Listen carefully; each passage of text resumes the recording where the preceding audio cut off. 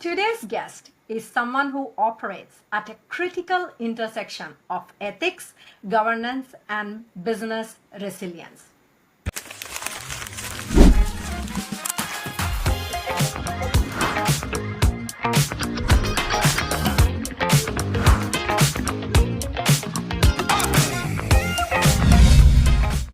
Ali Akram, a seasoned compliance, risk, and internal audit leader with a track record of strengthening governance programs and helping organizations align their values with action.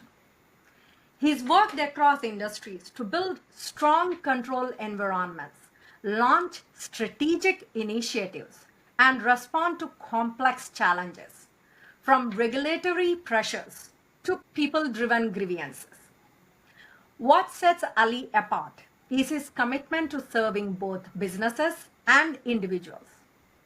Through his consultancy, he not only helps resource constrained companies build robust compliance programs, but also advocates for professionals navigating the difficult workplace dynamics.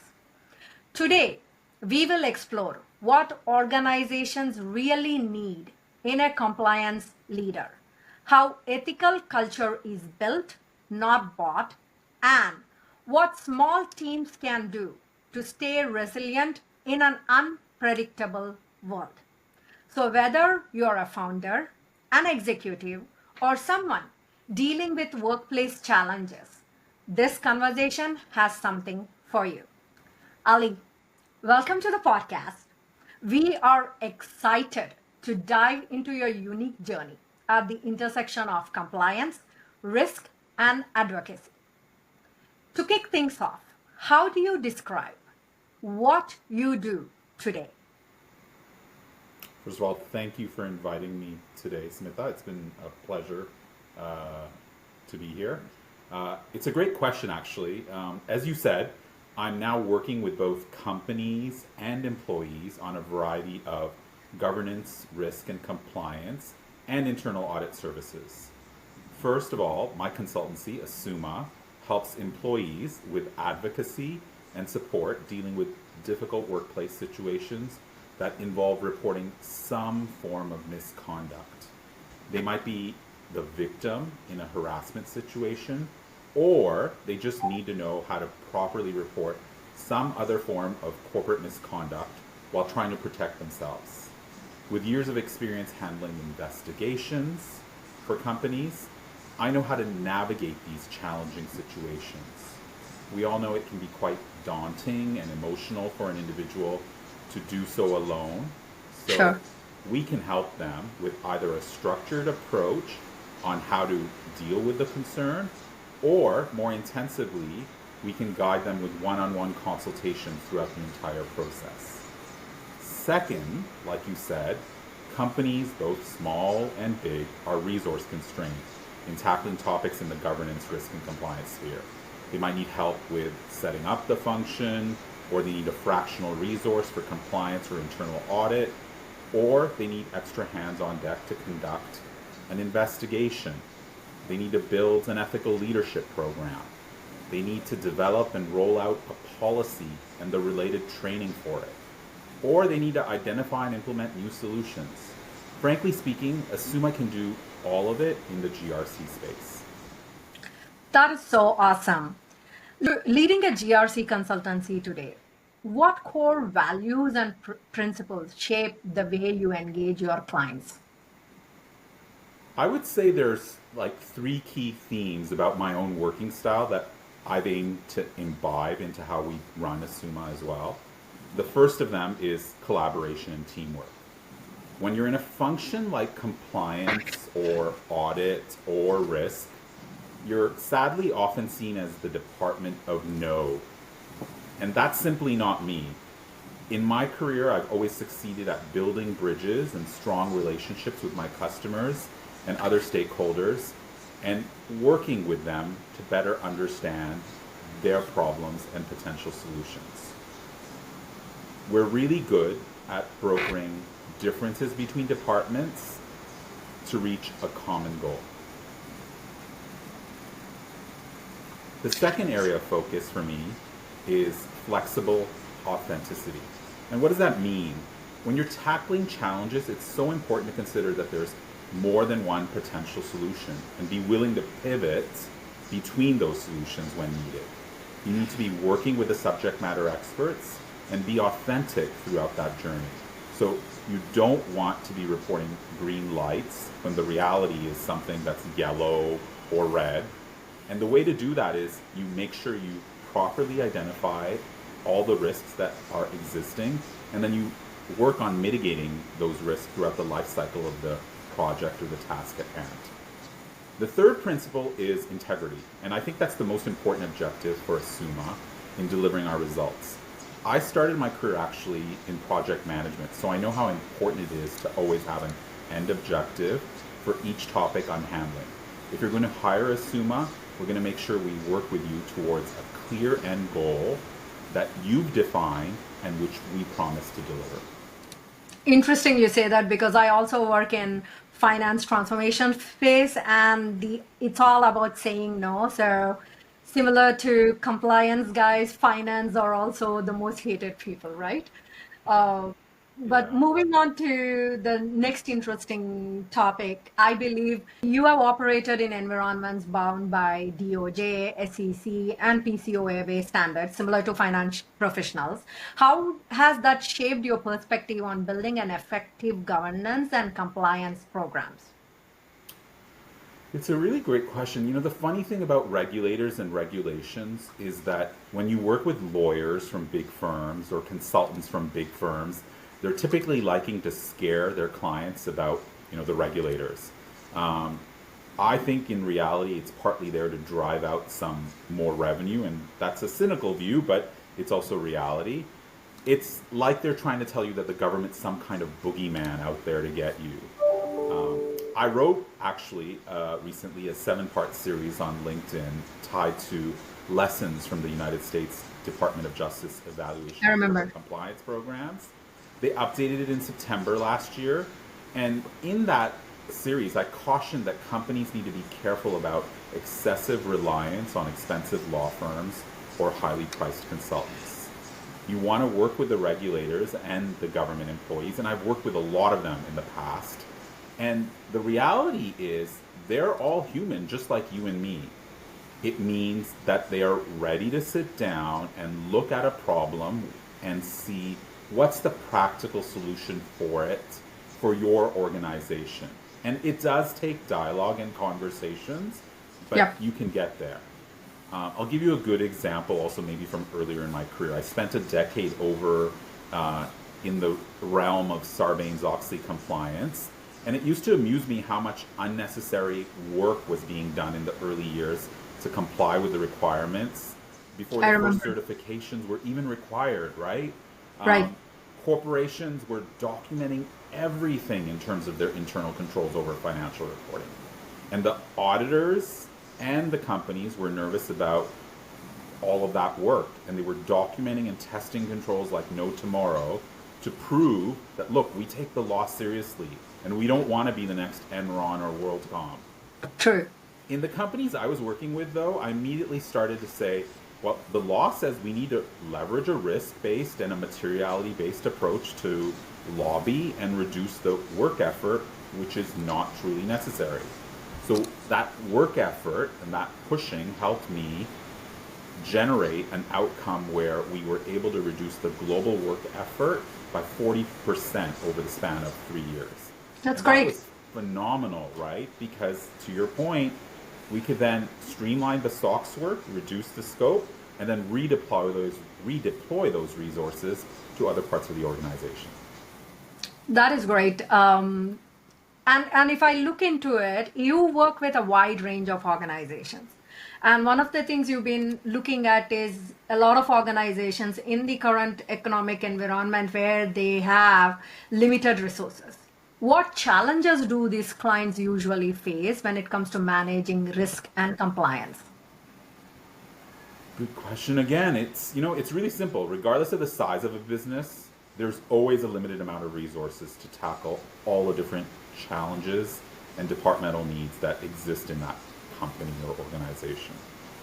When it's smaller and growing, let's be honest that risk and compliance function often takes a back seat to needs in obviously a sales organization. You want to, again, be able to grow the company. The benefit of working with a firm like Asuma is that we have a twofold approach to tackle this problem.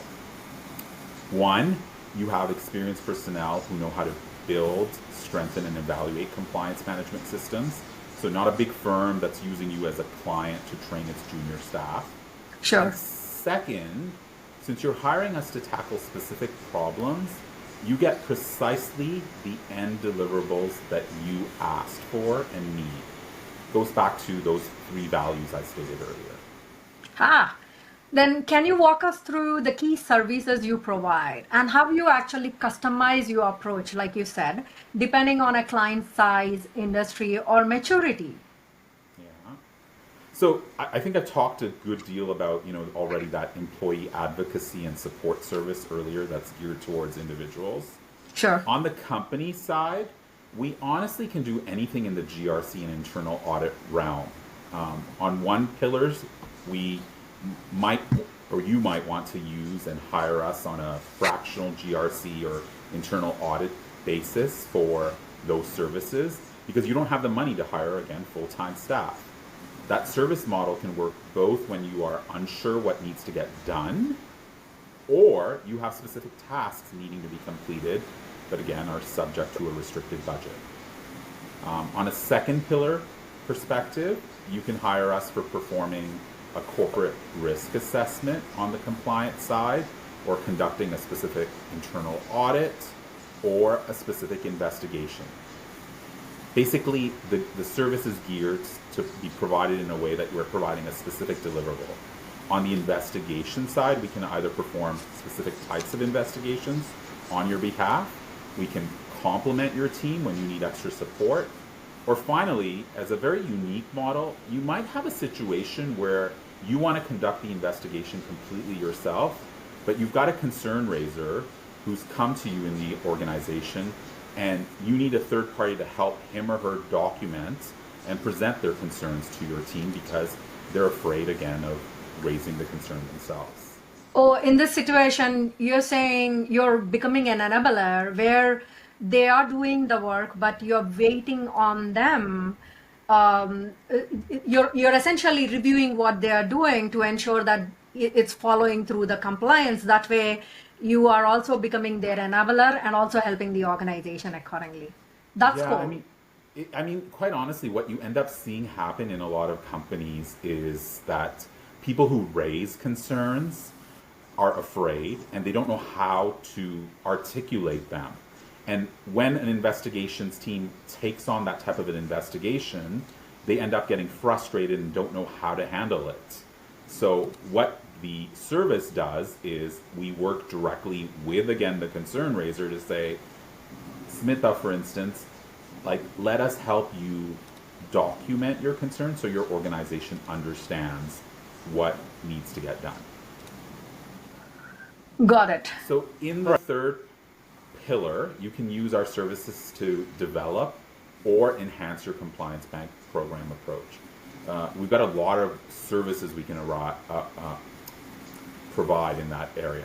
You can conduct a process and control improvement work. We can design and deliver trainings and communications. We can design a third-party risk management program or data analytics function.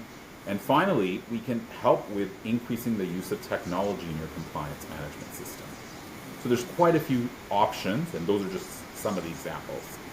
The last pillar, the fourth one, but certainly not the least, is you might want to use us to come in and evaluate your compliance management system or a part of it against some sort of regulatory standard. And there are standards out there like IDW 980 in Germany or ISO.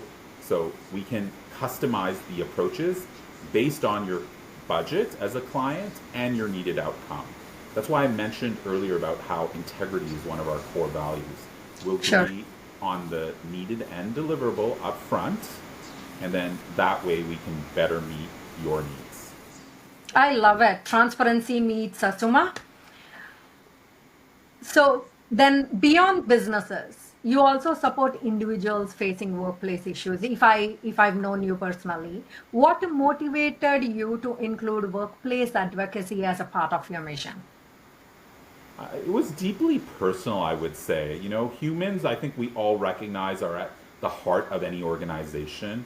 But we also know that employees are often afraid of departments like HR, compliance, and in some cases, even their own managers, especially when there's a cultural issue in a company, there's a Yes. fear of retaliation, or they're victims of harassment, bullying, or some other workplace concern.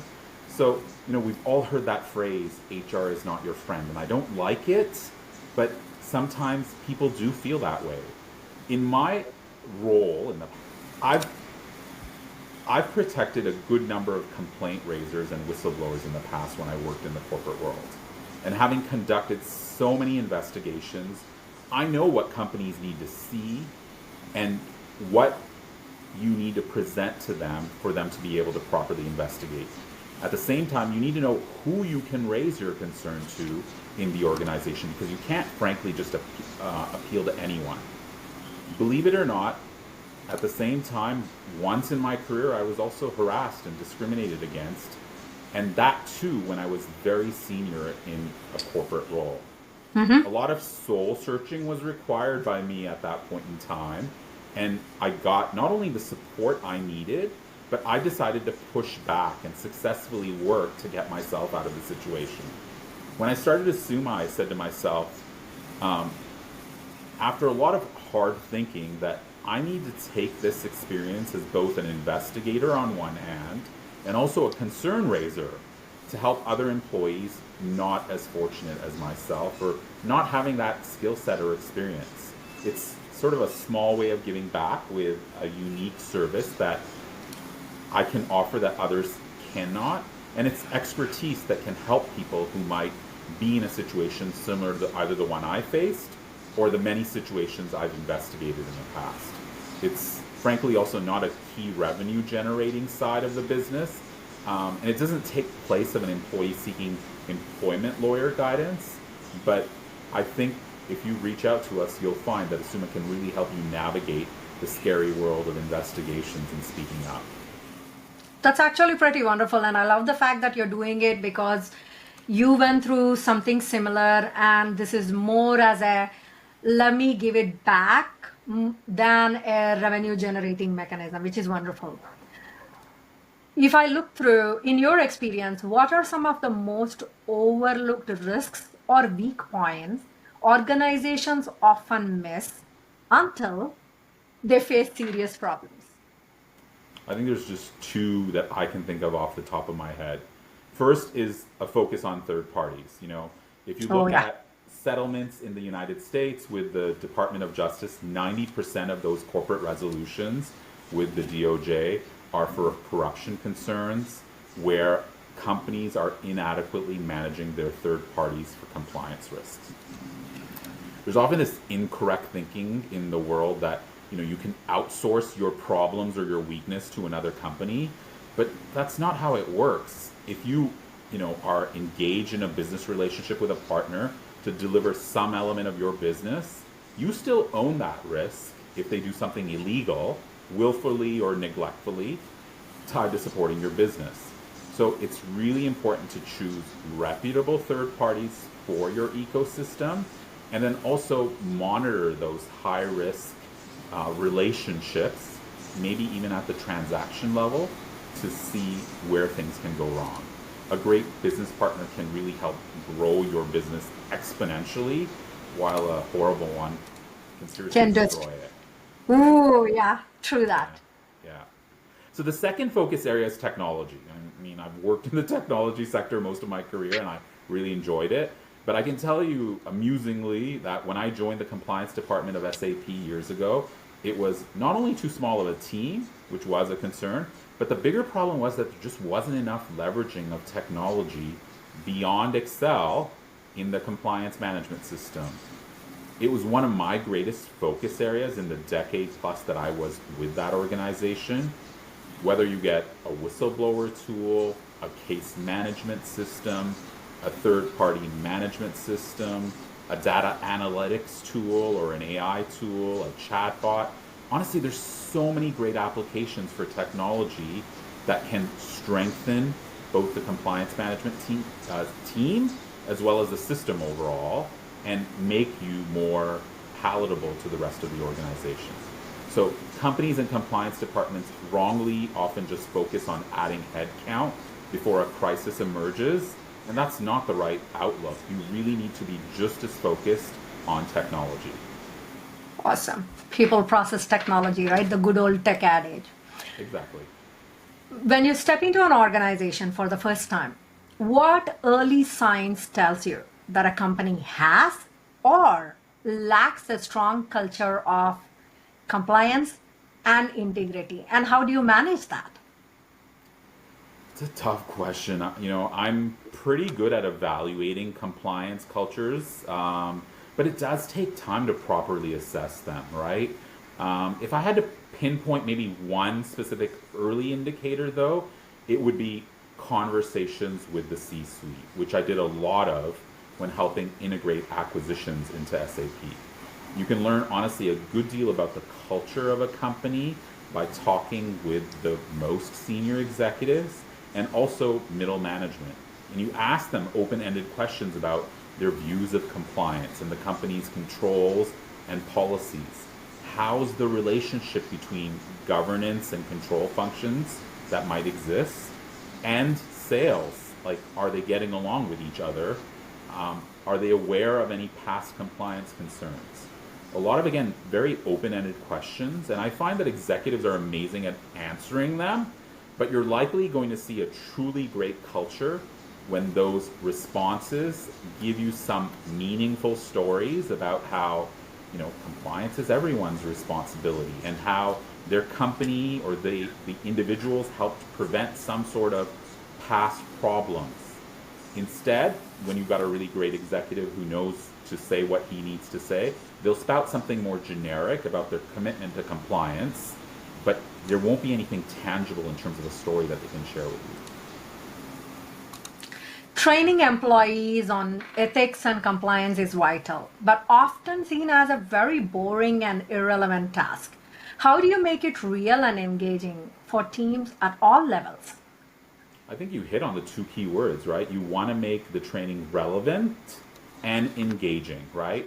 So no one wants to be trained on a topic that's not related to their day-to-day job, right? So it's important to, first of all, properly identify the target audience for each training and also compose each training with examples that are meaningful to those audience members, right? Make it engaging and involve them, right? Years ago, I had the luxury of designing and delivering fraud awareness training face-to-face at a company. So I leveraged a workshop approach where I repeatedly asked the audience questions that were good for discussion and also made them break out into groups to relate the topic back to their day jobs. I was honestly one of the most fun, rewarding, and best received trainings I've ever delivered. And it continued to be used by that same company for 3 more years. Normally, a good training doesn't have a lengthy shelf life because you don't want to be reusing the same training over and over again. But when you design something well, it will have legs. At the same time, in-person training is not always possible. So if you have to deliver training online or in a pre-recorded fashion, don't talk at the audience. Leverage role-playing and even gamification, right? Test their knowledge to make it even better and give a pass to the people who are really smart and know the content well. Awesome. Don't talk at the audience, but talk to and work with the audience. Yeah. That's a good way to look at it. Now, working with external vendors and partners have actually become riskier for many businesses. You see a lot of insurance pop up, you see a lot of paperwork pop up, but that still, does not help. How do you help clients strengthen their trade party relationships without slowing the entire list of all these manual operations and administrative processes? I once had the exciting and challenging task of setting up a global third-party compliance function from scratch. First of all, it was a lot about getting a good combination of resources and technology for the proper functioning of that group. But at the same time, it was honestly about using the group to assess the relationships at two key stages again. First, you want to do a reasonable amount of due diligence at the onset of each third party relationship based on the level of risk that that third party is bringing into your ecosystem, right? So for instance, a reseller of your company's products in a high risk country who by default receives like a 75% discount for selling into the public sector, that partner is much riskier than a certified partner who can deliver services directly to your customers, but also directly contracts and transacts with them. So you're not really in the middle of that relationship other than certifying that partner in the beginning. In the old days, this due diligence work could take weeks and months for companies to complete. But now, with a wealth of information sources and also leveraging AI, this due diligence can honestly be completed in a matter of days. The second area of focus and the true and greater risk for working with any third parties is tied to those specific transactions where you are exchanging money or data or information with them. You can leverage data analytics at that stage and AI to look at and analyze the transactions and find the atypical outliers before any of those transactions are finalized and booked. That's really, really key. Great. When something goes wrong, a fraud, an investigation, or a breakdown in controls, what steps do you recommend companies take immediately to respond effectively?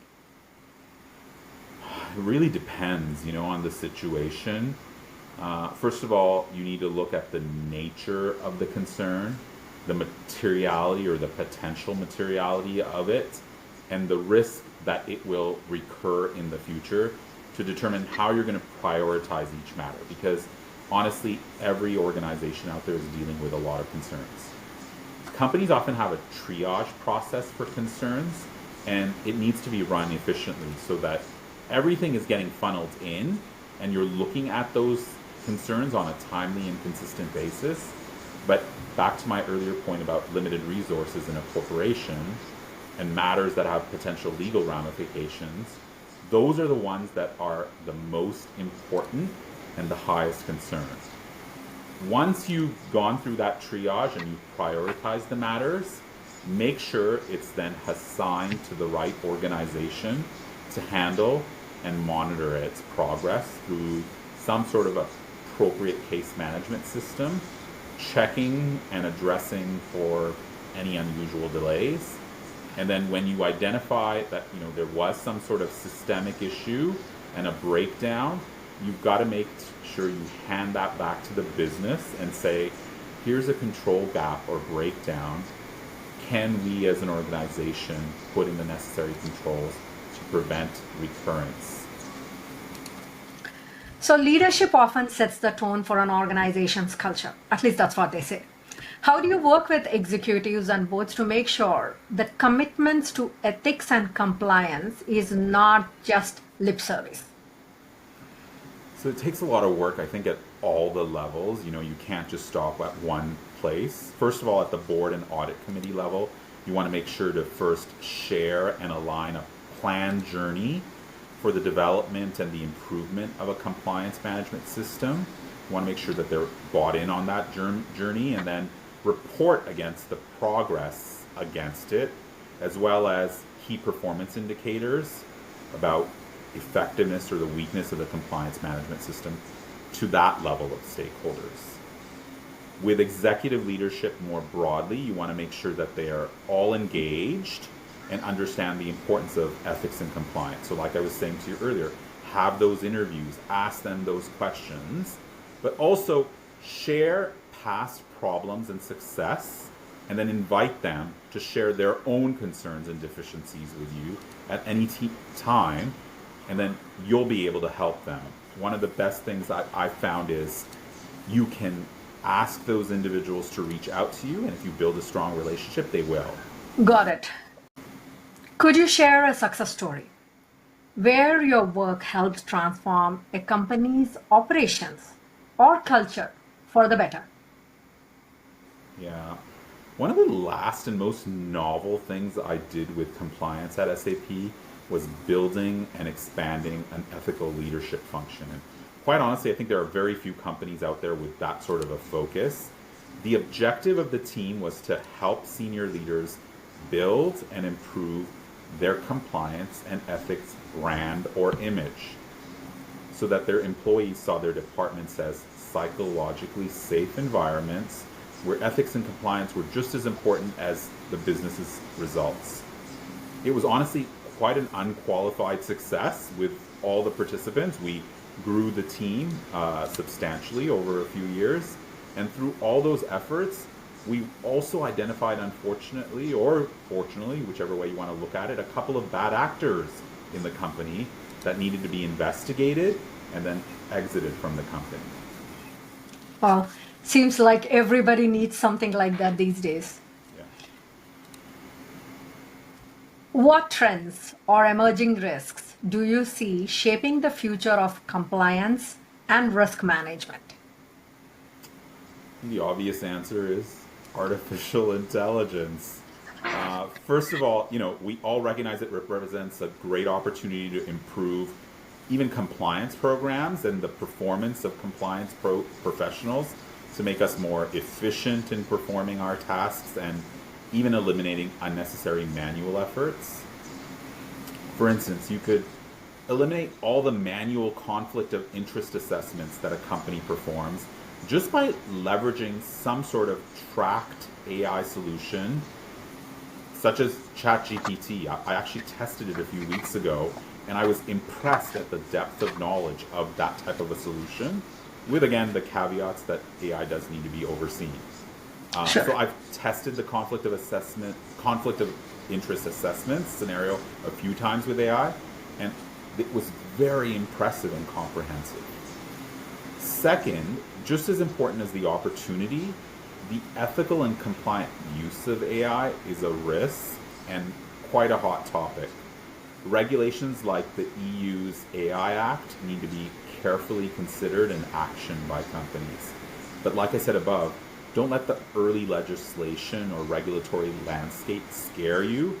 There's always a simple and practical approach to use that can address the needs.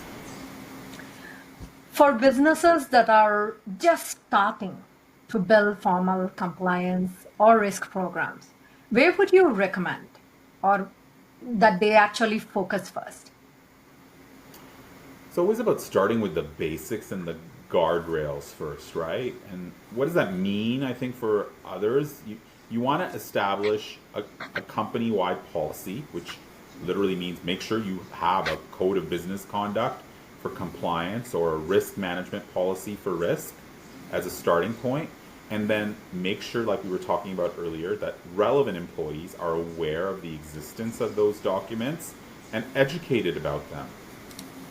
After you've kind of set those basics out, then you have to start engaging with the senior-most leaders of each business area to identify where their compliance and other business risks arise and how can you support it.